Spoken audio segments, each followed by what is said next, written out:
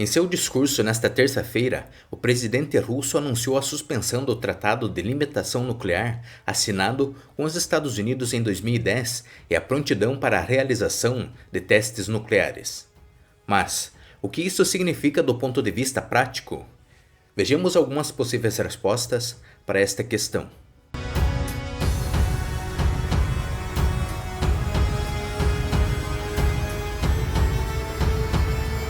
A Rússia está suspendendo a participação no Tratado de Armas Ofensivas Estratégicas com os Estados Unidos, disse o presidente russo Vladimir Putin na terça-feira, em seu discurso à Assembleia Federal Russa.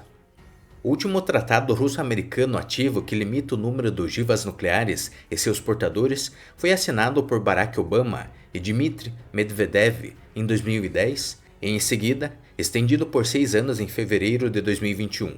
Alguns dias depois que Joe Biden recebeu poderes presidenciais.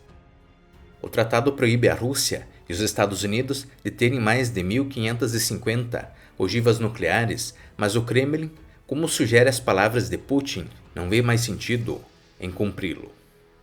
E em agosto de 2022, o Ministério das Relações Exteriores da Rússia também anunciou que estava encerrando a implementação de uma cláusula-chave do New START.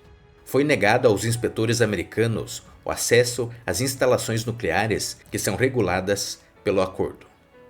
O Ministério das Relações Exteriores da Rússia referiu-se ao fato de que os observadores russos também estão limitados em seus direitos, já que devido às sanções não há tráfego aéreo normal, os vistos não são emitidos e os aliados dos Estados Unidos fecharam seu espaço aéreo.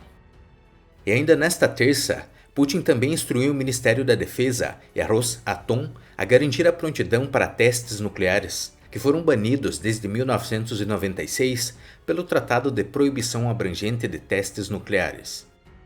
É claro que não seremos os primeiros a fazer isso, disse Putin, mas se os Estados Unidos testarem, nós o faremos. Ninguém deve ter a perigosa ilusão de que a paridade estratégica global pode ser destruída.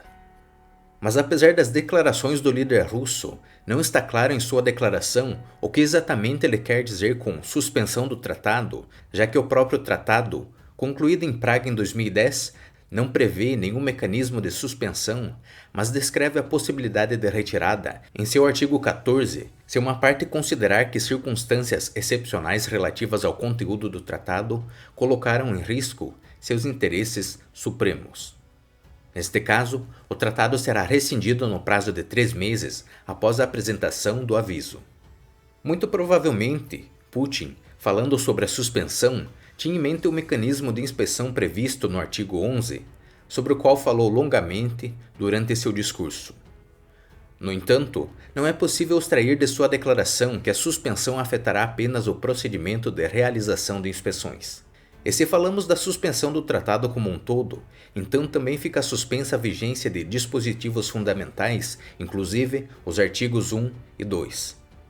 Por exemplo, o artigo 2 estabelece um limite para o número de ogivas nucleares para cada país em 1.550 unidades. A declaração de Putin significa que a Rússia se considera livre de obrigações para cumprir esse teto? Além disso, o tratado proíbe as partes de implantar suas capacidades nucleares estratégicas fora de seu território nacional, de modo que surge a pergunta: a Rússia também se considera livre dessa obrigação?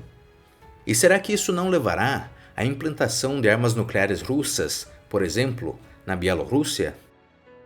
Na verdade, estas questões surgem, pois de acordo com o direito internacional, se um tratado não for mais adequado para seu país, esse deve se retirar dele, como os Estados Unidos fizeram com relação aos tratados de defesa antimísseis, mísseis de curto e médio alcance ou tratados de céus abertos. Desse modo, será interessante ver o que os russos entendem por suspensão, se esta abarca apenas partes discordantes do tratado ou se seria o prenúncio de uma retirada completa.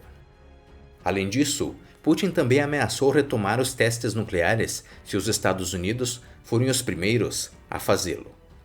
No entanto, ao contrário dos Estados Unidos, a Rússia também ratificou o Tratado Abrangente de Proibição de Testes Nucleares. E se a declaração de Putin sobre a suspensão do New START for realmente para uma retirada completa, junto com a possibilidade da retomada dos testes nucleares, estaremos falando sobre o retorno à situação vigente durante a maior parte da Guerra Fria. Obrigado por ter assistido este vídeo até o final. Se gostou do conteúdo, deixe seu like, compartilhe com seus amigos e se inscreva no canal para nos incentivar a produzir mais vídeos como este. Até o próximo!